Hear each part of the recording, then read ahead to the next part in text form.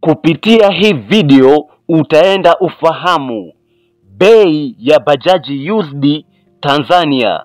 Lakini kama ni mara yako ya kwanza kuangalia video zangu, tafadhali naomba usubscribe, lakini usisahau kushare video hii.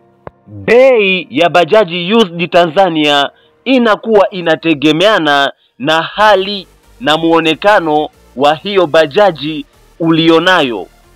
Kwa bajaji nyingi used Tanzania, bei inakuwa inachezea 1,300,000 hadi 1,900,000.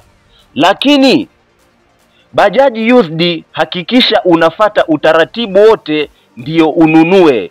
Fata sheria zote ndio ununue. Asante sana kuangalia video zangu. Mimi nimemaliza. Subscribe, lakini usisahau kushare video hii.